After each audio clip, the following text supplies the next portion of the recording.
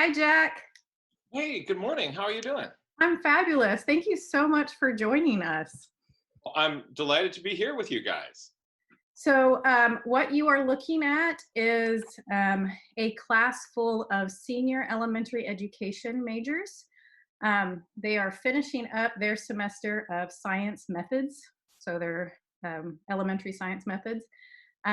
What we pivoted to as soon as we went online, or what I pivoted to, was focusing on our outdoor teaching experiences, and thankfully had a fabulous resource to share with them. And we've spent the last 3 weeks or so kind of looking at nature journaling. And Oh, wow. um, so let's see, our first week, we did some blind contours and some modified contours of pictures of trees. Since I can't take them outside altogether, we did it virtually. It was really interesting. Um, And then they did a comparison entry a couple weeks ago, and they just finished up a choice activity. So they could either do a mapping activity, a soundscape activity, some curiosity chains, or what was the other one? Oh, an infographic. Is that Oh, right? fantastic. This is great. So Is that new book proving useful for you folks? I'd love to hear from your perspective as science educators, what your experience is using it for so far. So let me back up for you guys. So this is John Muir Laws. He is the author of the of the resources that I've been sharing with you. You do not have the book yet because I was kind of holding it close to my chest. But they've just released a book called How to Teach Nature Journaling. And it's aligned with NGSS and Common Core and all of these tools. A whole lot of wonderful resources for elementary. And so what you have been doing is you've been experiencing those activities as your learners would. Um, I would love for Jack, if you just would take a minute and kind of tell them what you do and your background. And then they'll start sharing maybe their experiences. Great, great. I my For most of my career, I've been a science educator. I spent years in residential outdoor education where groups of students would come out to a natural area. I'd be with a different group of kids for an entire week, and then next week a whole different set of kids, usually me and 30 kids running around in the forest doing science. Um, and I, I found that in those days, sort of the state of the art of kind of how to do science education, um, people liked to play these kind of these nature games, and the thought was that by playing a game where, you know, I'm a fox and you're a rabbit and I'm going to chase you around the woods, and um, that at the end of that game of tag, um, you would know something about energy flow in ecosystems. Turns out that when you play tag in the woods, it's fun, which is good. You get some exercise, which is good. Tag is a cool game. That's great. But learning about ecosystem dynamics, not so much. Um, but and there's tons of games like this. Things like Project Learning Tree, Project Wild, California Environmental Education Initiative. A lot of them. There are lots of places where you can get these games, and I got good at them, and I over time, got sort of, good classroom management. So a new group of 30 kids, I could wrangle them in the field, and I thought I was doing really kind of state-of-the-art good nature education. But my goal was really to fundamentally connect people with nature and the natural world in such a way that they would have their own inherent sort of love and connection with nature. And what I started to see was that I could bring kids around the woods. I could play these nature games, and I could, go up to a redwood tree and I could tell you all sorts of interesting things about redwood trees in ways that kept kids' attention. And then at the end of the day, they were entertained, but nothing really transformative was happening in the way that they were thinking or in their connection with the natural world. At the same time, my own personal practice was when I wasn't teaching, I would be off in the woods somewhere with my own nature journal, drawing and recording my sketches and observations of whatever I thought was interesting out there. There's some snow on some branches, and so the kids saw me doing this, and the kids started to say, actually, could we do that too? Could we do that with you? And so I thought, well, sure, I guess, yeah, let's do that. And I started doing this with my students and noticed just a sea change in their level of engagement. And what it was doing is it was authentically connecting kids with observations that they were making. And if you just told somebody to look really hard at that tree or that squirrel, people would kind of stare at it. And there wasn't any, what was kind of happening up here was not really rich. And you could ask leading questions and prompts and try to be all Socratic, and same thing. But the minute you started to observe something, put it down on paper, then you could look back up, get more, put it down on paper. There was this more dynamic, more interactive, authentically rich connection that was happening with them. And it was absolute gold. So that fundamentally changed my perspective on how to do kind of what is the best thing when you've got some time in the woods with a group of kids. How can you really engage them? And I discovered that if you give them this sort of fundamental tool of how to pay attention, how to really make observations and be present, that beautiful and interesting and rich things happen from there. So over the last 30 years, I've been refining those techniques, and that's what's come out in this most recent book, which is also a free download for anybody anywhere who wants to get it. If you go over to my website, you can get the entire book as a free download. So I do have. Is that the kind of Kelly? Is that the kind of introduction that you were? Yeah, that was perfect. And so, just to give my students a little bit of context and connection. My colleague, Stephanie Hathcott from Oklahoma State, has also joined us. Her and I have worked over the past, that she is me, but at Oklahoma State. So she does a lot of the same things I do, teaches the same courses. And so we get along despite the sports rivalry. But we've been working together for the last 3 years on developing a schoolyard pedagogy and getting our students, you guys, outside, and then as their teachers, getting their students outside. And so Stephanie and I met Jack this past August, September, at the Nature Journaling Conference in beautiful Monterey, California. Life-changing experience, a gorgeous area. If you've never been there, you have to go. But once shelter in place is over. Yeah, yes, not now. Wait a minute, but just really got some tools that really further connect stuff that we've done on our own. And so when the resource was released as a PDF download, it was perfect timing because it allowed me to really connect you guys to this practice in a way that I wasn't sure I was going to be able to do. So what I would like to do is I'd like to kind of invite you guys to share some of the work you've been doing, and if you're comfortable, but I want to just kind of go through the choices that you had. So did anybody do the mapping activity?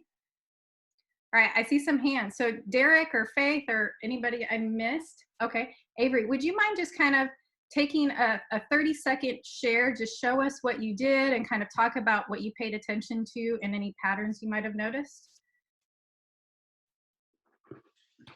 Anybody can go first. I will, or I can eeny, meeny, miny, moe it. Okay, Derek, go for it. Okay.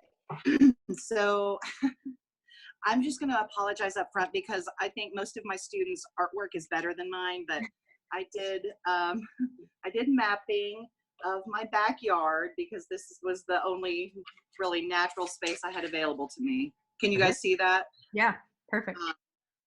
So I tried to include things on my key, like the big bush and the little bush.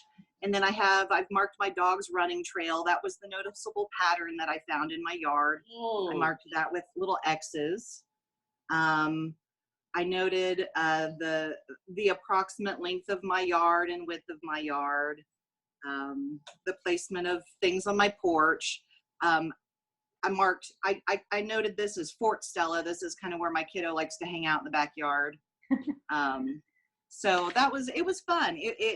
I really enjoyed these nature journaling activities. It was kind of the point in my week where I could just go outside, chill out, find some quiet space, and really work on these. So I definitely enjoyed the process. Awesome. I love the key. Your key is so detailed. And remember, please, y'all, don't apologize for your artwork. The point of these journaling activities is not to become incredible artists. It's to practice our skills of observation and recording. And so the more we can embrace our own kind of discomfort with the art and the drawing aspect, the more we can get our kids to embrace that too, because we know it gets scary for them. And so we have to just say, this is my best attempt at recording what I see, and here are the ways that I'm going to make sure that. So I know it's so scary to share that, especially with strangers, but please don't apologize for it. You guys do incredible. The way that I've seen you record information and put in what you needed to put in, you guys are doing just fine. So please don't apologize to me or to anyone, and especially don't apologize to your kids, because then that holds them back too. But okay. Could I just bounce off that idea, Kelly? So Derek, I really liked seeing the you're using what I think are the three kind of critical elements. I saw you had measurements in there, some words. You also had pictures and diagrams. What you want to do is train yourself to use those three ideas, the words, the pictures, and the numbers, together on a page. You let go of the whole idea of whether it's a pretty picture or not. The journal is not a presentation piece for somebody else to see. It is essentially what it is your brain on paper. And what you want to do, which is exactly what you did, is combine those three elements on the page. A lot of people get wrapped around the axle because they haven't drawn since third grade. And it's intimidating because we think that the reason that you would draw something, the reason to draw something is to make a pretty picture. But that's not the idea at all with this. The reason that we're drawing is to train ourselves to be more present and to observe, to kind of get more out of that observation and that experience. And it works. You described that was kind of a highlight of your week, kind of getting out there, and you were enjoying that. That's the kind of zone we want to get kids' heads in. The students will have exactly the same experience, where where you're getting out, you're observing, you're finding a way to document, you're making meaning on the paper. That's exactly where you want to be. This is also a really powerful place to teach growth mindset. Kelly, have you been talking about that idea any in the classes in the education? Oh, I'm sure that it has been a theme across a few classes. We definitely talk about, maybe not explicitly, but yeah. So we used to think that this wad of electric meat kind of grew somewhere in adolescence, and then after that, it stopped growing, and it was just kind of a downhill slide after that, depending on how much partying you were doing. But now we know that what actually goes on with this thing is that through your entire life, it's growing and it's developing and it's changing based on what you do. And the skill of drawing is a really good place to teach growth mindset. So if you get your students just to start to draw on a regular basis, then then they become drawers. But if people don't draw at all, then they don't develop that skill. So it's and you'll see the same thing in yourself. If you as an adult say, well, I can't really draw, so I guess nature journaling won't be my thing. Again, it's not about this making pretty pictures. It's about thinking on paper. And what happens is that if you challenge your brain and you do it on a regular basis, that's the signal that brains need in order to make new neural connections in your head. So it's repetition with effort. If you do that, you will learn any skill. And it takes about a year to get really kind of comfortable with drawing. So you just start drawing on a regular basis, make a journal entry here or there, a couple of times a week. At the end of that year, your friends will be saying, oh, you're so lucky to have that gift. I'm not a natural drawer like you, but you're just lucky to have that gift. And that, so you're going to see that. So just keep putting those marks on paper. And the more pencil miles you put in, the faster you're going to see that change. So great work. Thank you. All right. I know Faith also, did you say you did the mapping? Yes. Here. I chose to do my grandma's backyard. She lives out in the country, and I chose hers because she wanted a pond in her backyard. So she had my grandpa dig out a pond. So I chose a pond. And then I also thought it was interesting because right by the pond, there's big oak trees. And then also this isn't to scale obviously, and I forgot the measurements because it's really big, but there's pine trees way across the yard too. So I included both types of trees. And then these are supposed to be gravel around the pond that my grandpa laid out so that her shoes wouldn't get dirty, but it was really hard to draw gravel. So I should have drew that a different way, learned that. And then I included some deer tracks in the dirt over here because there's a lot of deer by her house. So I thought that was important. And then I tried to do the background there's a lot of grass, but there's also dirt patches where the grass won't grow. So I tried to include that with color. Mm-hmm. I see it. And yeah, that's about all. Yeah. As Yoda says, there is no try. There is do or do not, and you did, right? So that's awesome. What I like is you put down kind of the base of sort of the static elements. Here's where the pond is, here's where the tree is, here's where the dirt patches are.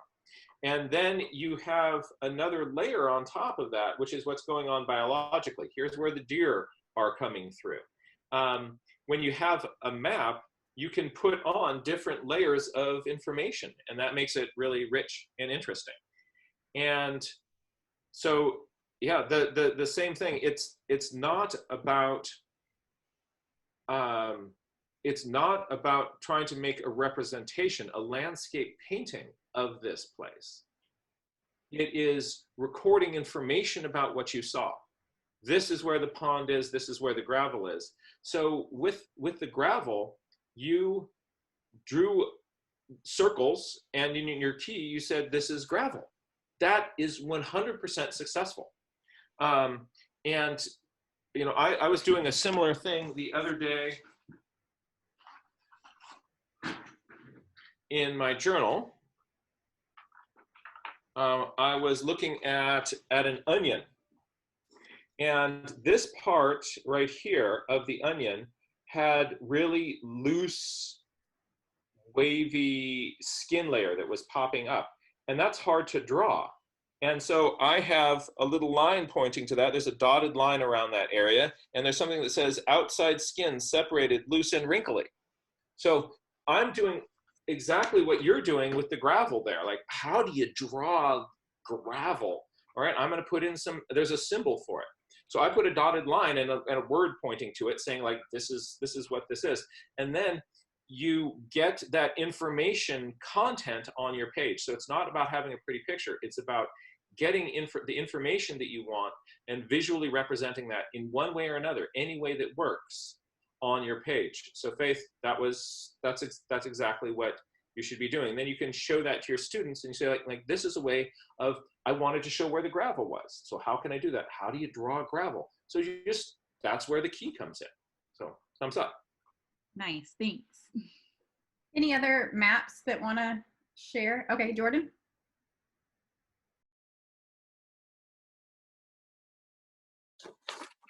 Sorry if my family starts talking, they never stop. So here's mine. It's not like very outlined, so you can't see it very good. But I drew like my house down here and our pond, and this is the trail that we like walk, and I guess like the trucks go to like feed the cows, and I put the little cows over here because the cows are out right now, so there's not really any flowers or like not as many details as there would have been if they were in a different pasture. So I added some distances, but the only ones that I know very well, I think it's like a half mile is the square of pasture this one is. But this is like 210 yards over the pond. And then to this tree, it's like 102 yards. And the only reason I know that is because I hit golf balls from this place right here. So I always shoot this tree and I always shoot this one as well. So that's how I got my measurements. And then there's gravel right here. It's not really gravel, it's like cement gravel, but I think they made it because it always washes out down at the bottom because there's a big dip right by this. And that's kind of all the details I have besides that. There would be some flowers around here and up by this tree over here. If the cows weren't out there, there'd be a lot more flowers. So that's all I got. Nice. Jordan, again, we're seeing words, pictures, and numbers together on the same page. And so each one of those systems gets your brain just thinking in a slightly different way. If you just had the minute you are starting to think about those distances, and then there's a whole other layer of information and data that can come into those journal pages. I like seeing that. And I also like the way that you are estimating distances by the length that you can hit a golf ball. That's really fun. Yeah. Thank you. Thank you. Awesome. So we also, did anybody, let me put you back on gallery view so I can see everybody. Did anybody do the infographic? Jennifer, you want to share it?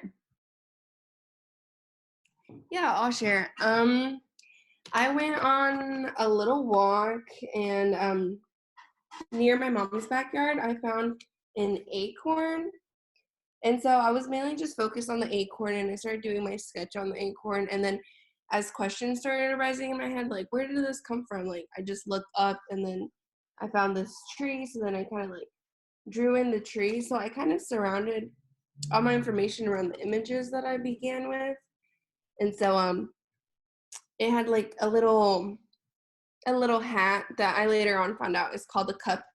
And then it was attached to a twig, which came from the tree. And then once I started focusing on the tree, I mean, I didn't have enough room, but I started looking at the leaves, and they have these like stringy sort of, I don't know, vegetation coming off of it, which I later found out is called a catkin. So I also put like a little question mark on like this little measurement I had of it. And it's like about 5 inches from my estimate, looking at it and just measuring it using like my finger as a rule of thumb, because I don't have really any tools to work off of. That's why everything's using like highlighters. So yeah, I put a little question mark, and then I did like my infographic. I came back, I found it was a catkins. And so I kind of did a little bit of color coding here with like the lime highlight. and I put that it was stringy and sort of like stringy like font, I guess. All the questions and information I found is in the orange highlight.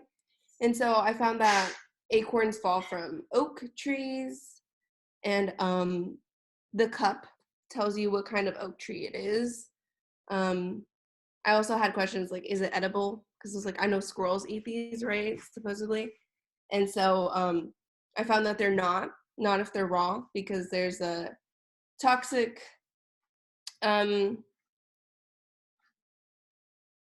contaminant called the tannins or something in it. And so I added the weather also. So it was like rainy, kind of cloudy yesterday, the date. And then I just did like an Old English title on it. And that's about it. Otherwise, I just included the size of the acorn nut, which was about 2.5 inches. And I totally forgot to do the top, which is one of the like downsides, I think, is to like the infographic of like going out and recording and then coming back and doing the research. And so I also did a little dotted line to show where like the seed ends inside of the cup.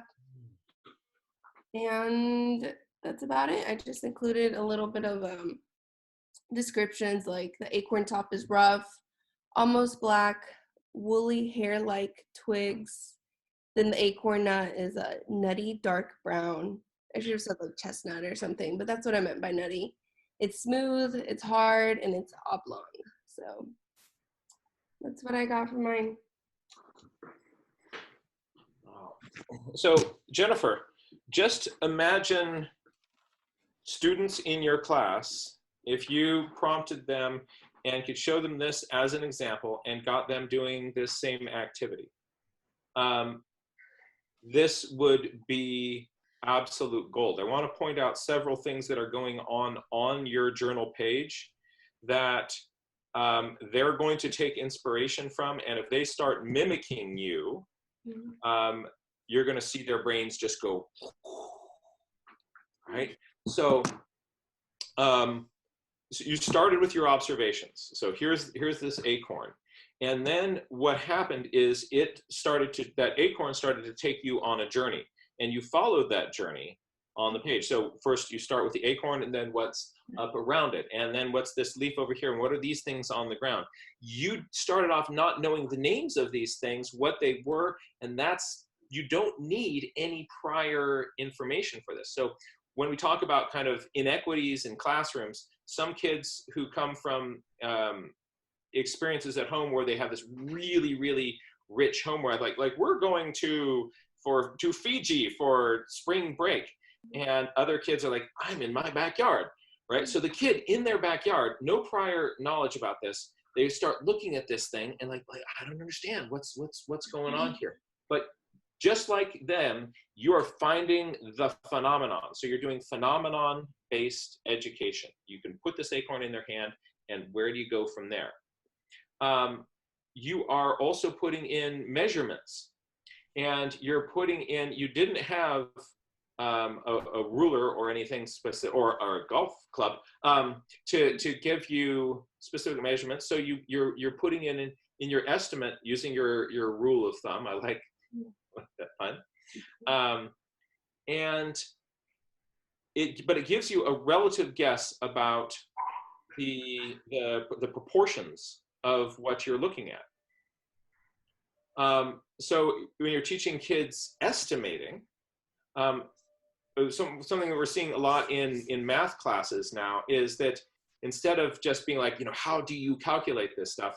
How can you actually look around at the natural world around you and find the numbers in it? How can you, and when you can't count or measure something precisely, how can you estimate? So you're demonstrating skills there that you're going to be trying to get your students to do. And then you went back and you started researching this. You were finding out things about it. You started to pull out your highlighters. And what you're doing with your highlighters is you came up with your own color coding system For like information that I learned from the book or a website, I put that with the orange. And so what you're doing here is meta thinking. This is an example of metacognition about the page that you have put together. So as you are putting in your titles, your subtitles, you're putting in, organizing things with those different colors, your brain is chunking and categorizing things on that page. So nowadays, it's the challenge is not how do you get your kid to get some information, but how do you get them to process the information, chunk the information, categorize it, figure out what is significant, what is useful. And you're demonstrating that all on that Nature Journal page. That's all going on there. Metacognition is happening on your journal page. So I'm guessing that in some of your classes, you folks have discussed the idea of metacognitive processes. And so what it is, again, is thinking about what you're thinking about. And the research shows that the more we can get people to really examine their thinking process, the more effective they are at doing whatever task it is they're doing. So metacognition is a good thing. The problem with metacognition is if I asked you right now to think about what you're thinking about, you wouldn't be able to do it. And the reason is the minute you start thinking about what you're thinking about, you are no longer thinking about what you were thinking about. You are now thinking about that thing. Did you follow that? So it gets, you can't think about, because it's like you're now the mind observing itself rather than the mind observing whatever phenomenon was there. But if you take your observations and you put it down in a journal, and you can then look at that and kind of go like, oh, this is what I was thinking about. This is what I was seeing, and you can see what you're thinking about. You now can actually do metacognition because you can look at this and you can think about what you were thinking about. Were you using metaphors? Were you using analogies? Were you asking questions? Were you quantifying things? Were you using words? How were you using words? Was it labels? Was it bullet points? Was it paragraphs? All of those are just different strategies, and they're all very, very useful. But you can see how you are thinking. That was really cool to see. So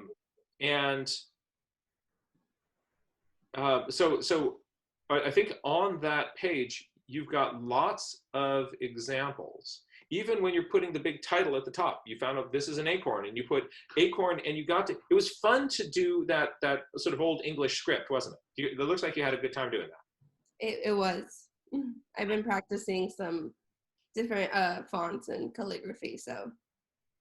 Right. So the students are going to get to bring in their bubble letters again. They get to do bubble letters. Like, when's the last time any of us got to do bubble letters? Well, you had fun. Like, I got to do bubble letters the other day. I was looking at this red onion, and I put red onion, and I made it cry. Right? And that's fun. That's just goofy. And you let yourself do that, the whole thing becomes more playful and enjoyable. So this is a really, really rich page. Kind of a cool thing about those little catkins you found. Those are the male flowers of your oak tree. Oh, I'm gonna write that in also then. Yeah, so that's where all the pollen comes from on the oak tree. And those are our little string of male flowers. What is the female? What is the ripened fruit of the female on the oak tree? Is it the acorn? Bingo. Okay. So you're actually on your page, you have the male and the female. Yeah. Right? Awesome, thank you. Oh, that's fun. That's fun. I think that connects nicely. Did anybody do the curiosity chains? Allie, would you mind sharing with us? And Miranda, did I see your hand too? Okay. Sure. So I normally take a walk every night, but I went early evening. That way I could actually see what I was looking for. And so I found it's a dandelion flower, and I noticed it because there's a really big bug on the top of it. So that's how it said to pick whatever catches your eye the most, and because of the big bug, that's why I saw that. And so first I just kind of sketched the flower. Took about I think the video said to try and do that for about 7 minutes to try to capture its detail. And then I transitioned into statements that were I notice, I wonder, and it reminds me of. And so those kind of tapped into, I noticed a lot of the five senses. And so I noticed that like there was kind of a light floral smell to it, but it wasn't very strong. It was really soft. I didn't realize that they have like almost what looks like curly cues on the flower, and so I was wondering if those have like a purpose. And then after writing down, let's see, about 10 of those kind of statements, then I used those to create who, what, when, where, and why, and how questions that I could probably research, and some of them I could probably research, and some of them I probably can't. Like to me, what was my most intrigue, like the answer I wanted to know the most was why the bug was there, which is what made me notice it. But there's really no accurate way to say what it was doing there. But some of them I probably could, and so like one of my questions was just like, on average, how many of these flowers grow during this time of year? Like I could probably research into that, while some of them I probably can't. And so it kind of stemmed to a project that could be taken further, I noticed. And then you could also, I feel like you could observe other kinds of flowers that are the exact same, or maybe different flowers in the same area to see how they're similar and how they're different. And so I thought it was a really good, engaging activity. Yeah, and I had a lot of fun with it. So, Ali, that what you did there by diving into those questions is really important. With your students and yourself, as you probably experienced, when you're out there and you're intentionally like, I got to come up with questions now. My task is to come up with questions, and I'm gonna. Is when at first you're forcing it. Like I have to think of like I'm now going to do my who, what, where, when, and then what happens is you actually will get on things where you kind of like, ooh, actually I wonder about that, and that little feeling, kind of that lean in feeling when you kind of start to get curious about something. What's happening in that moment when you kind of go like, huh, right? That little curious, I want actually everybody listening, just sort of imagine the feeling inside your body of curiosity, right? What that is a little squish of dopamine into your brain. Curiosity is a dopamine mediated response. And that neurotransmitter makes your brain better at collecting and holding and managing information. So they've done these cool studies where they find that when people kind of are stimulated by something that they're curious about, their retention for all sorts of other unrelated bits of information is much higher for a period of time, like 30 minutes, even after that stimulus. So when you make yourself get curious, your brain starts working better.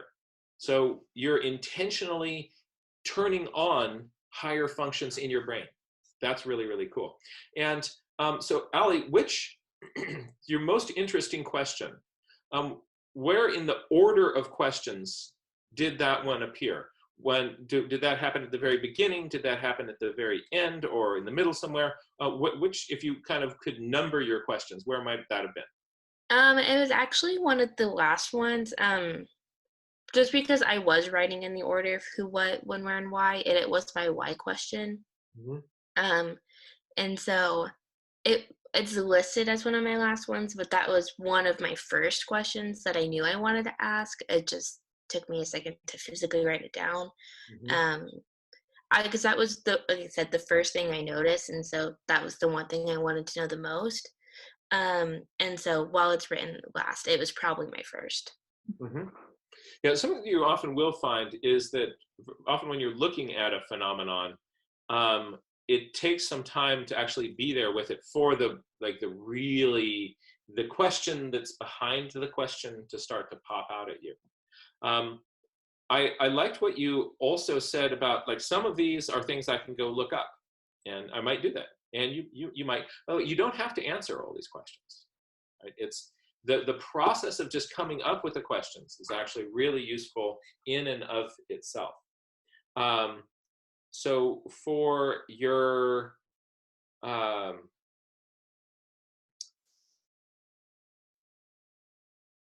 and you also mentioned that, oh yeah, so kind of, finding the answers to these, you're going to discover that a lot of kids think that the answers are written in a textbook somewhere. And like, if you're good at science, then you are good at finding the right answer. And it's a research project. Most of the questions that could possibly be asked, the answer is not out in a book. It's not in Google somewhere. The question has actually never even been asked. So very quickly, you're going to start to come up with questions where the answer is not out there in some resource.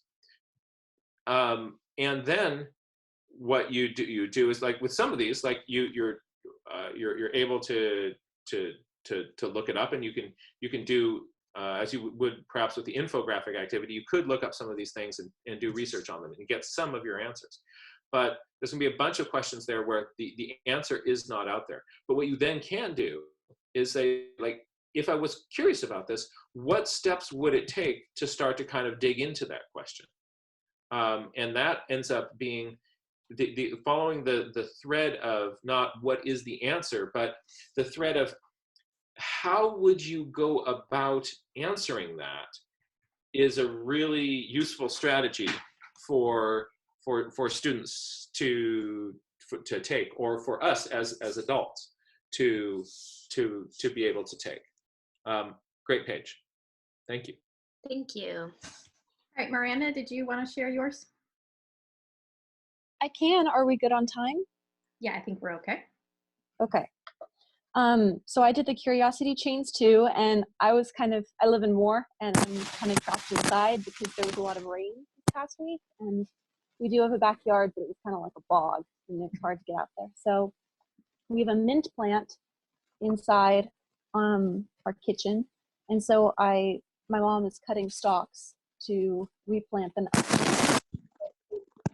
And I drew the stem and the different leaves that were popping out of it, and tried to pay attention to the detail of the leaves and the surface of them. I watched your wildflower workshop, so I was trying to channel the sepal and petal sketching things that I learned.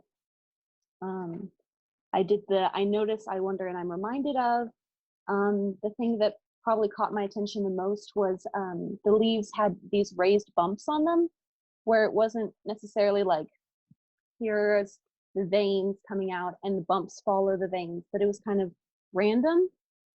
And so that's probably the thing that interested me the most, as well as you think of mint having a distinctive smell, but whenever I got it close to my face, I couldn't smell it as much. But then when I rubbed my fingers on the leaves and brought my fingers up to my nose, then I could get that mint smell a bit more strongly, I suppose. And then on my other page, I did my who, what, when, where, why, how questions. I kind of struggled coming up with questions for Mint, if I'm going to be honest, but like Allie, it got a little bit easier the more I practiced coming up with questions. I kind of focused on like a world history, human geography aspect, like when was mint introduced to Western cuisine? When did it come over here? Did somebody bring it from elsewhere? Where did we first find it? Where does mint grow in nature? And then later on, I got to more plant-based questions, I suppose, like how does mint deter predators if they do anything? Some plants give off a smell or have some sort of defense mechanism. You think of Venus flytraps, or who are the natural eaters of mint? Certain insects or animals who eat it the most. And yeah, that was my curiosity chain. Oh, really cool. Sometimes one of those prompts, like you're like, I'm trying to come up with who questions about my, what on earth do I do with a who question with this man? They're just there to kind of tease you in a direction, because, struggling with a where question, sort of space geography, is very different than struggling with a when question and thinking about timing. And sometimes what people will do is, what most of that is there to do is to help people kind of just get out of only asking what questions. So people will say, like, what's this structure? What's this structure? What's this for? What bird is that? What?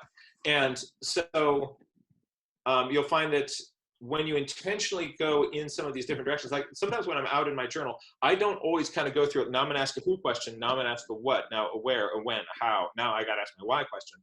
But I will notice to myself, I'll look at my journal. I have not danced with the where question in a while. And isn't that interesting? I'm not asking a lot of where questions. What if I actually started to try to get myself to think a little bit more spatially? And so that will just kind of keep your brain.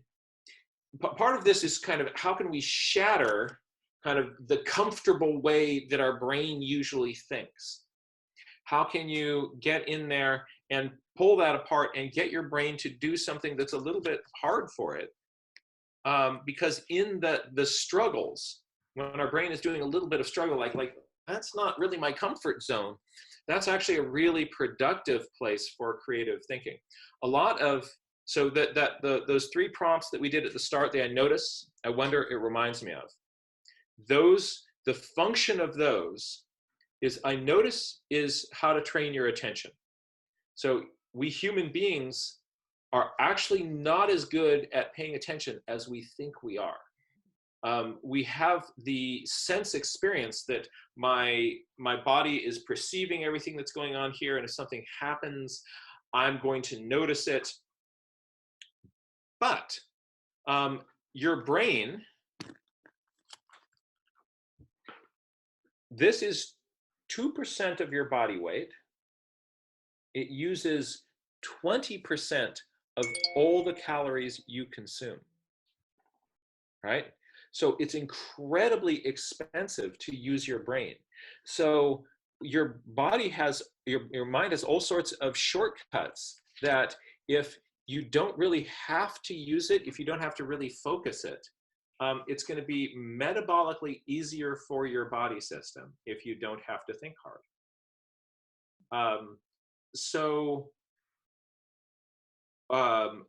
And paying attention costs calories. So your body has a lot of elaborate kind of hacks that you kind of get the feeling that you're paying attention, but you're not. So the journaling helps you, the I notice and the journaling helps you pay attention. The I wonder is deliberately taking your curiosity and pumping that up to 11. So how can you get your brain to engage with something, start asking questions, kind of get into that unfamiliar, the undiscovered country? And when you're there,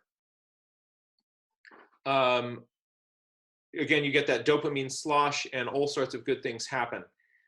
It's also really interesting to get people to you get, with any phenomenon, with anything you're looking at, even if you have done your PhD studying mint,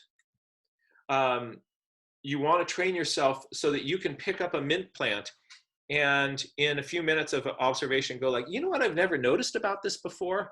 And here's a question, another question that I have about this mint plant. You're training your mind to kind of see what you've never seen before and to wonder about things that you haven't wondered about before.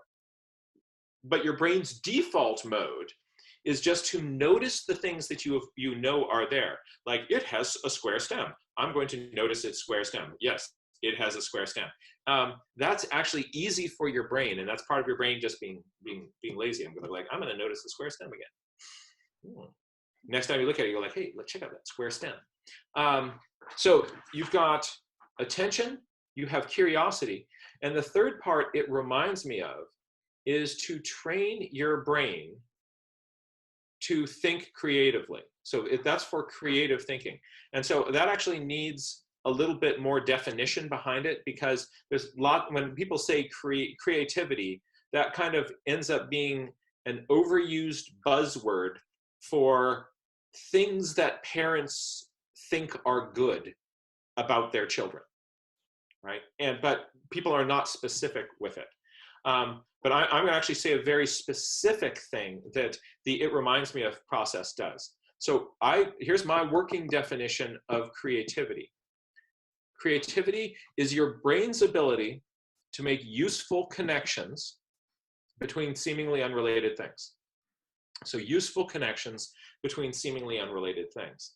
And if you practice this on a regular basis, your brain becomes a connector. And you will automatically, you'll start looking at things and you'll start like, what have I seen before that's kind of like this? How is this like other things? Oh, it's kind of like this. Well, that's interesting. In what ways is it like that? In what ways is it different? Why do you think it's like that? Is that analogy? Is that homology? Is that, what's happening there with this little connection that I made? So if you train your mind to be that connector, you will start to see functional connections that most people miss.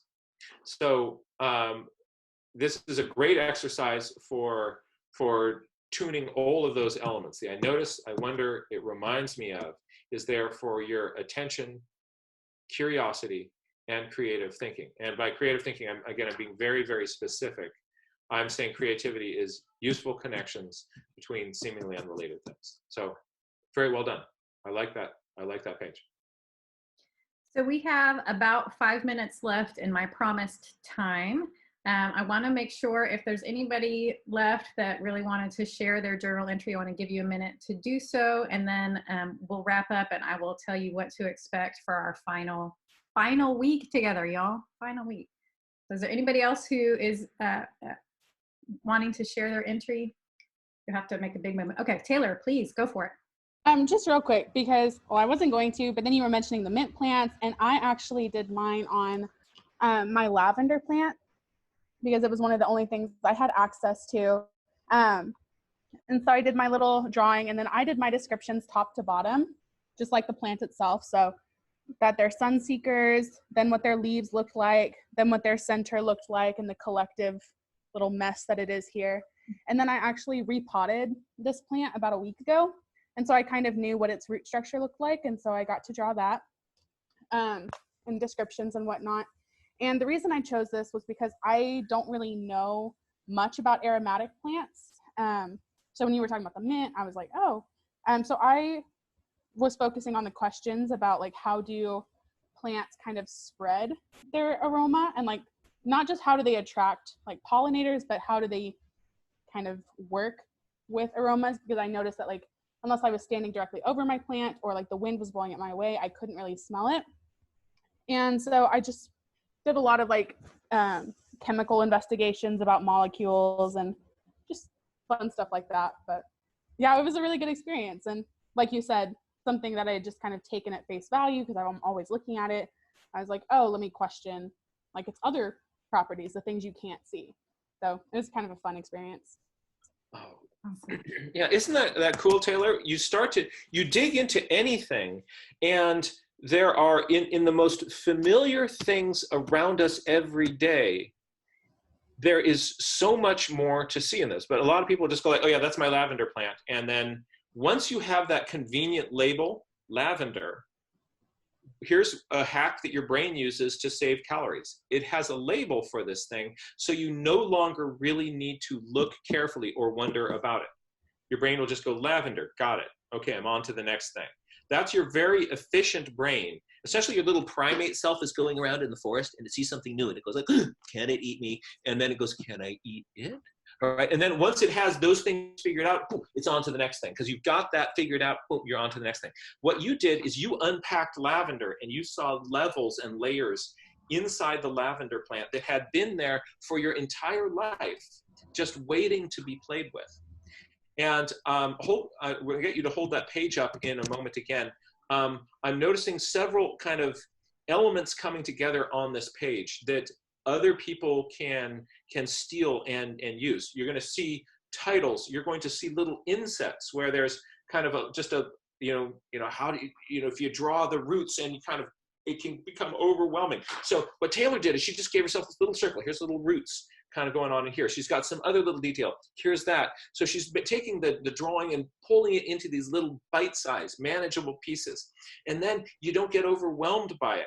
You also are going to see that she's using icons throughout the things, like big question marks. Here's what I'm curious about, arrows. And so you can see also a level of meta thinking on this same page. And those are really great strategies that anybody can use on there. What I want to also have people notice is that when I am giving people feedback on journal pages, what I'm doing is I'm looking for observations that people made, and then I just reflect those observations back to you. Like, oh, I noticed that, Miranda, you had those leaves coming out opposite in pairs on that mint plant. That ends up being, a really kind of structural, important botanical characteristic of that plant. And I see that reflected in your observation. So essentially what you're doing is you're just being a mirror and you're bouncing back. I noticed that you noticed that. Good, notice it. Also, as with Taylor's, I can point out, like, oh, here are some strategies that Taylor's using that everybody can use on their own nature journal page. And then it becomes this sort of portable idea that people are like, oh, I could do little insets like that. Oh, I like the way you're using kind of arrows and kind of these graphic organizers. Your stuff where you're kind of getting in the information about the chemical stuff, about the aromatic stuff perhaps you did in research. You've got that sort of broken out in its own little kind of section box. I like that. That helps me kind of look at the page and understand how you're chunking information. That would help me with chunking my own information on my own page, as well as somebody looking at the page later on. So,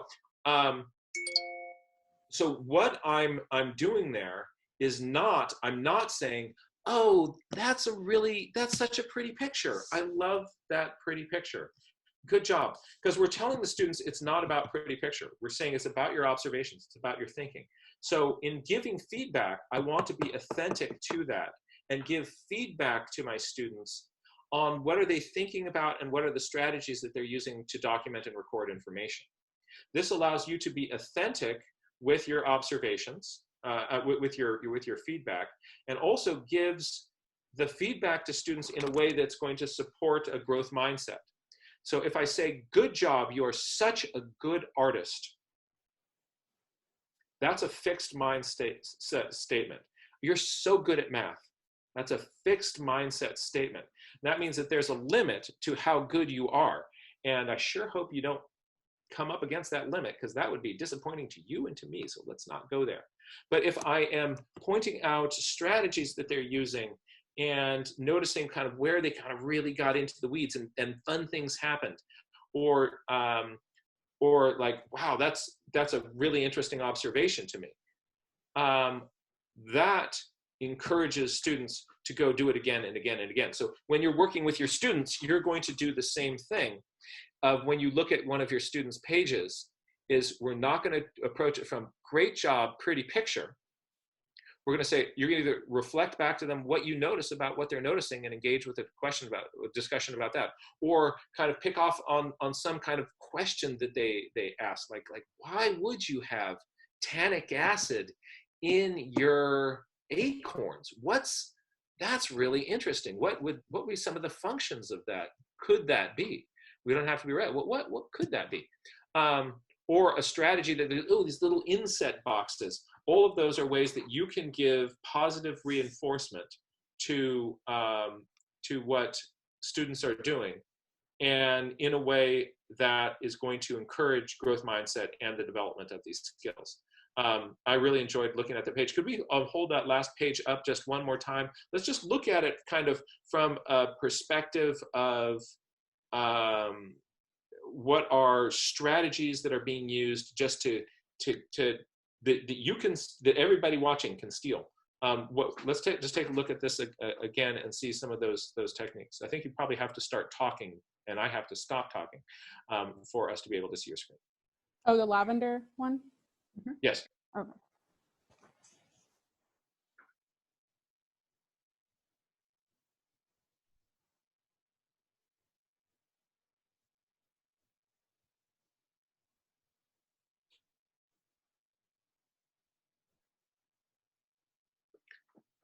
So you see how those ideas are portable? All right. You can use those same strategies on your page. By the way, should you tell that to a student in your class and point that out in another student's journal, that student is going to be right there with you, wanting to do more journaling. Anytime you say get out your journals, that your whole class is going to be on board with this. This is really powerful for classrooms. I've been teaching this in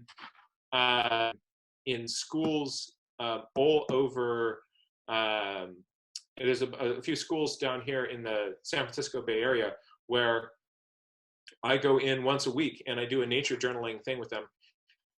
The kids report that science is their favorite subject.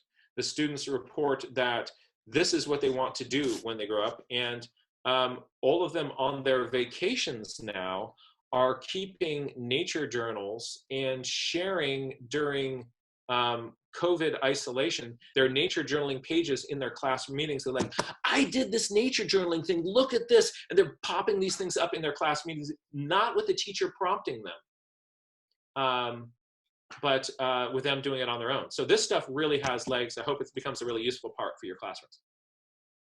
Awesome. Jack, I want to thank you so much for joining us. It exceeded all of my expectations.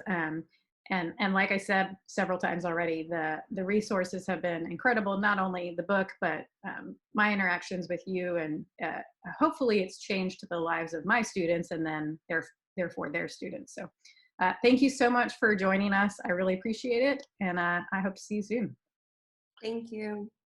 Thank you. And for all you teachers out there, teachers to be, if me and any of my work can be of use to you, I've got a bunch of free stuff on my website that you can download. But also, if you want to bounce ideas off of me, you're kind of struggling with something in your classroom and you're hitting no kids, all my contact information is also there. And don't be shy about just picking up the phone and cold calling me and saying like, hey, we talked 7 years ago about this, and I'm now doing this, and what might be some ways of doing that.